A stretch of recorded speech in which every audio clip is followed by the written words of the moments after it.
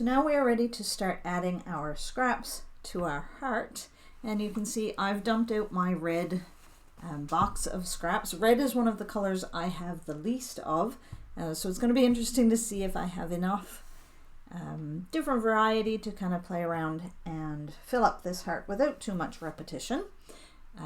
So we're just going to get started, and we're going to just position all of the pieces first. We're going to cover the whole heart before we glue anything down. So I like to start by finding some kind of a triangle to put down at the bottom here. So I have done both one large triangle or two smaller triangles that join together there in the center, and this one works pretty well, but it's a little bit big, so I'm going to trim it down. I'm doing all of my trimming of these scraps just with a pair of scissors. I don't want to bother with the rotary cutter. I'm not looking for precision. I just kind of want to make it a little bit smaller. I'm just going to trim down the two sides. I do try to get my cuts to be, relatively straight, but I'm not worried about them being perfect. So I'm happy with that triangle there at the bottom, and I'm not sure how well it shows up on camera, but that red is slightly more orange than the red that I used to piece my heart. So there is a bit of contrast there.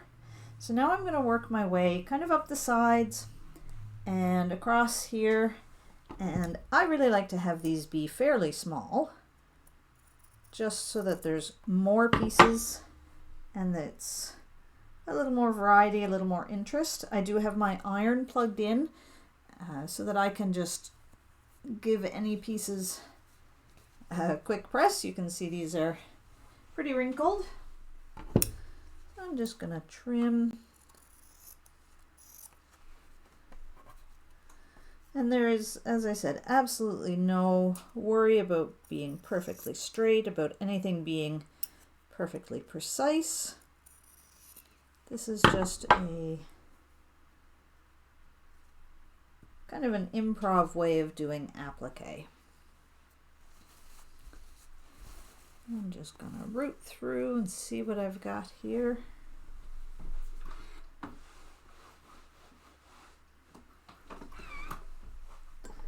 So I do try to make sure that I'm kind of creating some interesting shapes in the spaces between the scraps. So I don't want all of my scraps to be perfectly even rows as I go up the heart. I'm going to want to have some variety thrown in the sizes so that we kind of break up any perfectly straight lines around the scraps so that it gives it just a bit more interest.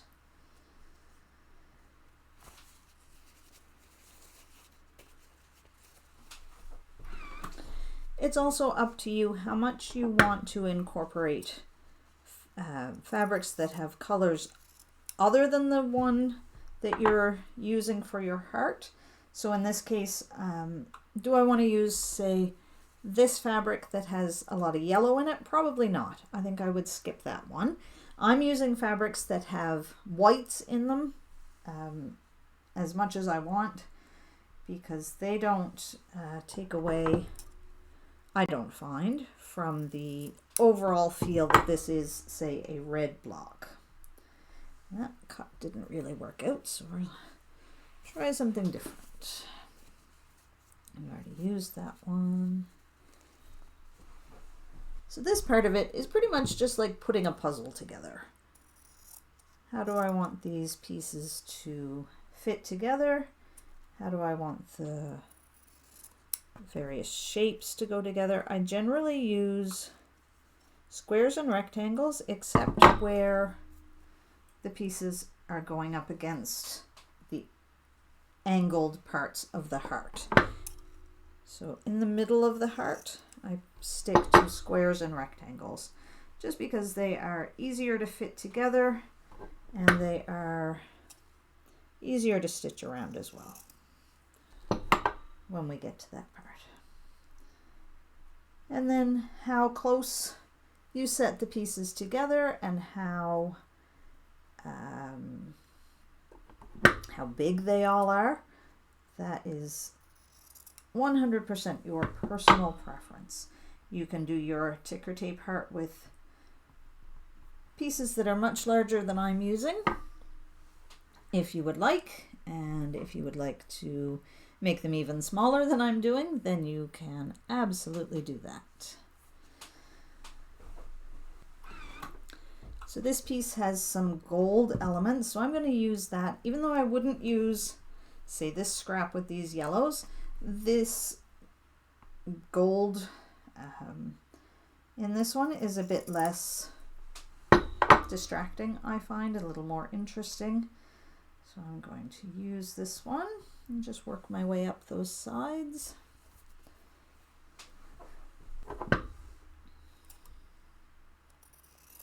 So it's a lot of fun to go through these fabrics and see fabrics that I haven't seen in a long time, because I haven't really dug down to the bottom of my scrap bins in a while.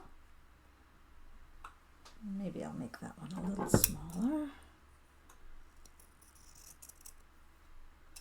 So I like to vary the sizes of the scraps, again, just to give everything a little more interest. If it was all the same size, all the same shape, all the same tone or value, then it would be a lot less interesting. A lot of my reds are going to be kind of the same value. They're all kind of a medium value, but some of my other hearts, there's a lot more variation from light to dark, and they're definitely the more interesting looking ones, I find.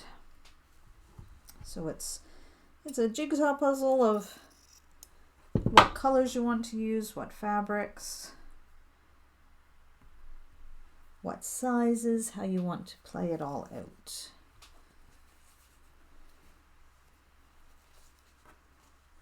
And you can definitely get into some fussy cutting as well. I don't know that my reds are going to have a whole lot in the way of fussy cutting possibilities, especially because I don't want these pieces to be too big, but we'll take this top of a strawberry here and put that on.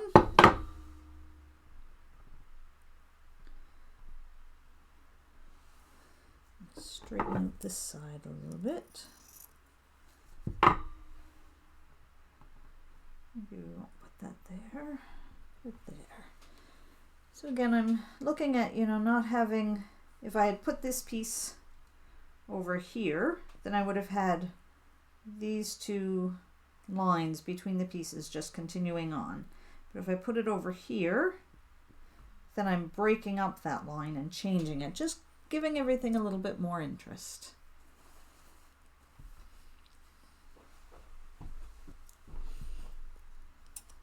And there's really no reason that I start from the bottom. That's just the way that feels like it makes the most sense to me. But if starting at the top makes more sense to you, then you can absolutely do that.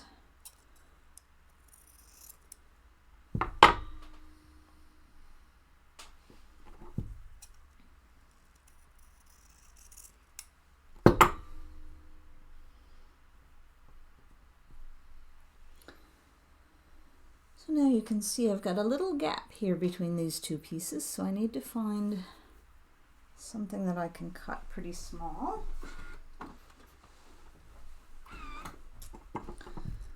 This bit here.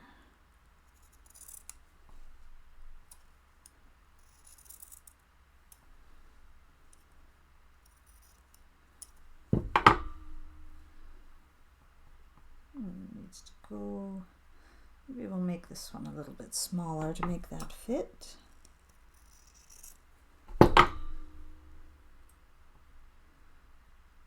So this is why I don't glue anything until I've filled the whole heart with these scraps, because just frayed that one a bit.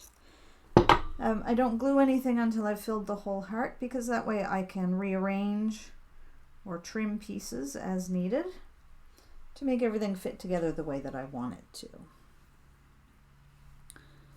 Let's see, what else is here that we haven't used yet?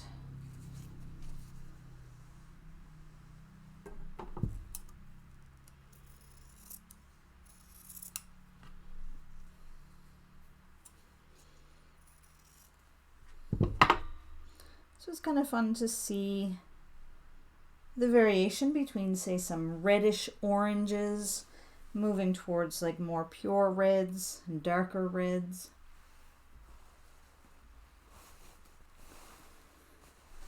As I said, for me, the reds are the ones that I have the least variation in, so it's going to look a little bit more cohesive maybe than some of my other blocks do, but I really like the variation in the other blocks.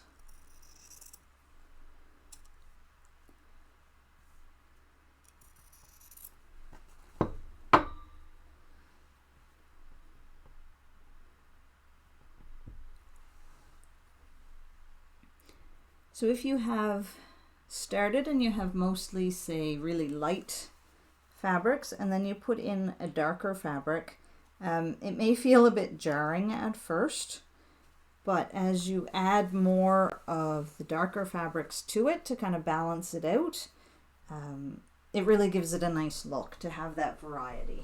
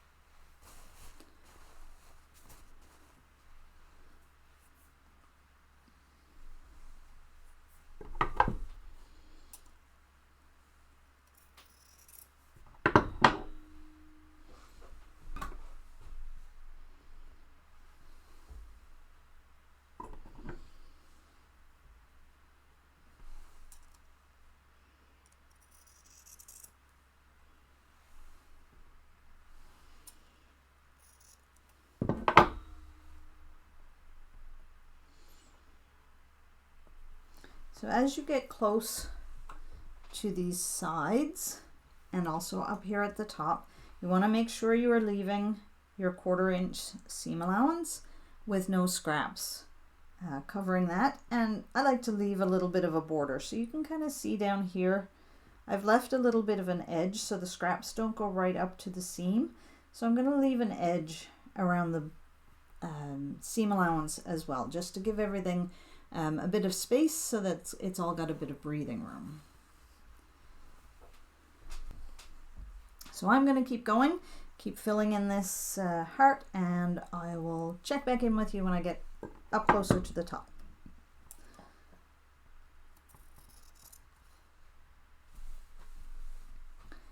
Now you can see that I have a lot of the heart filled in, and I've started going across this seam, going across the top, and one piece on that seam as well. I like to try to cover up those seams as much as I can, just to kind of disguise them so they're not quite so obvious. So I'm just going to keep cutting more scraps to fill in this top part, angling them to match the angles of the piecing as much as possible. And you can see that I did manage to find some pieces to fussy cut. I've got some snowflakes here and there, a couple of those, a little flower, and some pretty leaves there.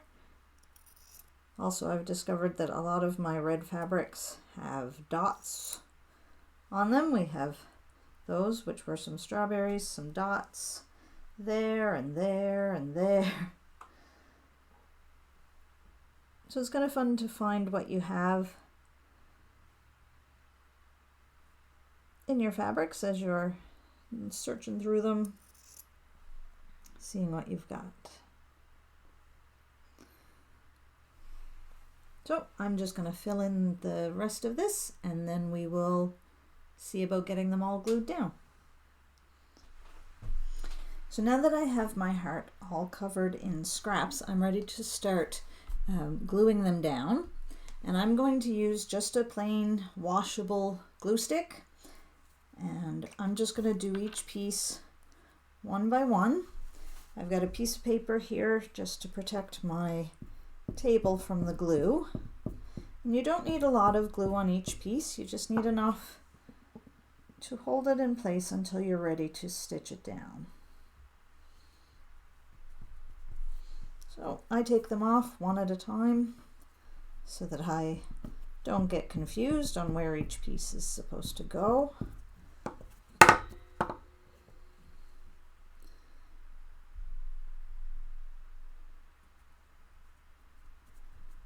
And I just a bit of glue around the edges and then place them down.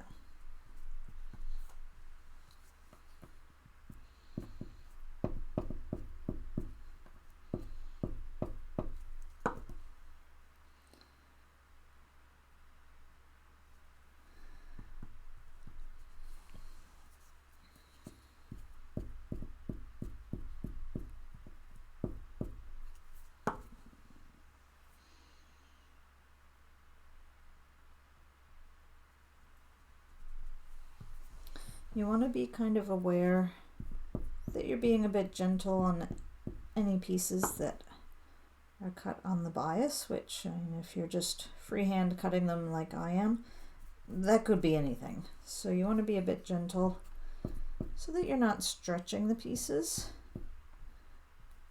But I wasn't worrying about it too much with any of mine.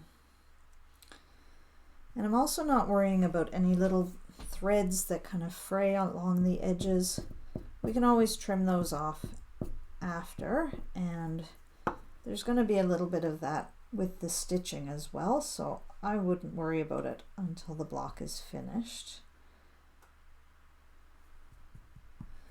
The only thing I would caution you about is to be careful that you don't kind of tuck a piece that's fraying, a thread that's fraying off of one under another when you glue it in, just because that will make it hard to remove. So any loose threads, you can either trim them as you go or just leave them and trim them at the end.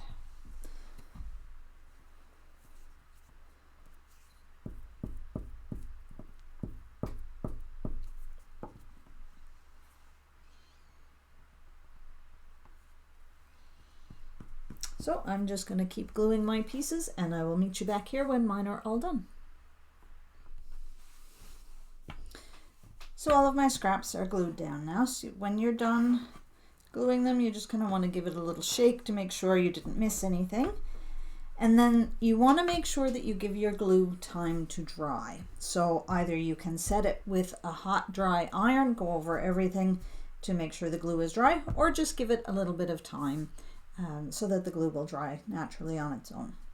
So now that we're finished the red one, let's just have a look at some of the other ones that I've done. So here's my blue one. Blue is the color that I use most often, and so I don't think there are any repeats in the blue heart, although as you can see, quite a few of the pieces are a bit larger in the blue. I was having a bit of fun fussy cutting, like this flower, this kite tail, handprint, that sort of thing. So some of those are a bit larger. There's also a bit more variety in terms of light to dark values. We've got some really dark fabrics. We've got some quite light ones in these ones. So it gives a bit more variation than I have in the red. And then here in the orange, you can see that down here in this point of the heart, I've used two fabrics, whereas in the red and the blue both, I used only one to make that point. So there's just a different way of doing it there. There's also quite a bit more variety in the sizes and shapes in the orange pieces. And again, quite a bit of good variation from light to dark. And then here is the teal. The teal, I had some fun with these shapes that had like lines in them. It was fun kind of fussy cutting around those to get those shapes.